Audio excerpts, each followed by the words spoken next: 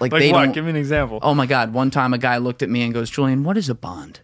And this guy makes It's a debt instrument, sir. this guy makes about $5-6 million a year, and probably worth 50, 60 million, something like that. And he dead ass looked at me and said, "What is a bond?"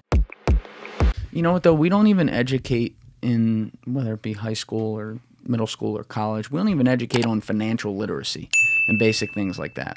And then we sit here and we want to educate people on international problems. I want to talk about. I'm glad you brought that up. I have thoughts on that. Everyone, go off. This kid. might be totally sidebar, whatever. Do it. Let's go. Everyone talks about, oh, we're not teaching taxes in school. Do you know how expansive the tax code is? Do you know, like, you have to in order to you can't just teach taxes. Like, taxes change year to year. It's so complicated. The tax code is like fucking like 3 volumes, and it's huge. You can't teach taxes. What you can teach in school is what they are already teach in school is critical thinking and reasoning and basic math, so that you can, Okay, yeah. So you can read, your tax filing and figure out, okay, should I do this? Should I do that? You can't. Fair.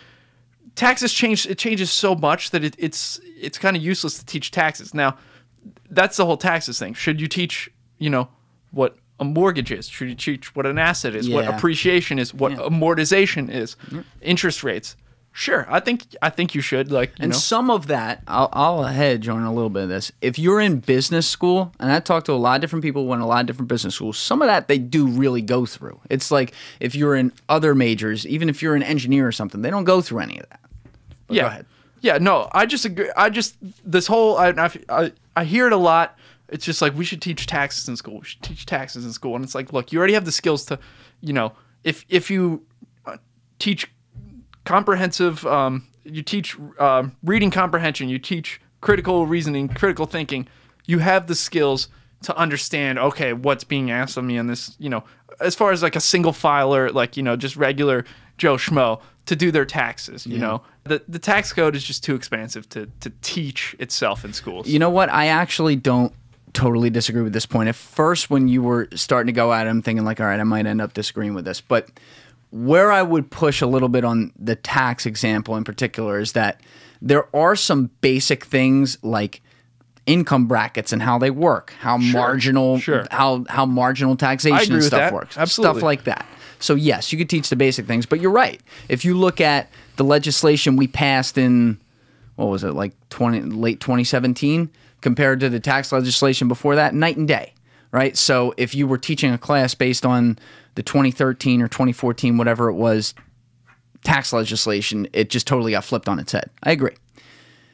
You make the point about the mortgages, though. You make the point about the basic things. Agree with that. We can do that. But where we really don't teach in any of these school systems is, to put the buzzword on it, the whole time value of money. We don't talk about inflation and how that works. We don't talk about the concept of investments versus things like inflation and the concept of risk versus return on a very basic level. I mean, I worked in banking and I dealt with some really smart people sometimes who just, they weren't bankers. They did whatever they did. Sure. And it would be amazing to me, and some people really knew what they were talking about because they put the responsibility on themselves and learned it. But it would be amazing to me when I talk with some people that you would think know everything about this stuff, who would ask me some of the most basic questions, and I'd have to be like, oh my God, I actually have to answer that. Like they what? don't. Give me an example. Oh my God. One time a guy looked at me and goes, Julian, what is a bond? And this guy makes... It's a debt instrument, sir. This guy makes about $5-6 million a year, and probably worth 50, 60 million, something like that. And he dead ass looked at me and said, what is a bond? And that's probably not the most obvious one I ever got. I mean, some people, they don't even understand the concept of income brackets, which to me, that one shocks me. There are a lot of people out there that think, they're like, if you're on the cusp of a bracket, they're like, don't take that promotion because your taxes are going to go higher. I got that one. People think that, like, they think they're being smart, but it's like, that's not how, marginal brackets work. I thought that coming out of college. Really? I remember before I started my job, I was having a conversation with the guy who's going to be my boss, and I was basically learning everything I could just to know. I always wanted to know, like, what are all the common hit points that people run into, and how do I just make sure I know every single thing about them so it's covered? So, of course, some of the stuff we're going through is taxes.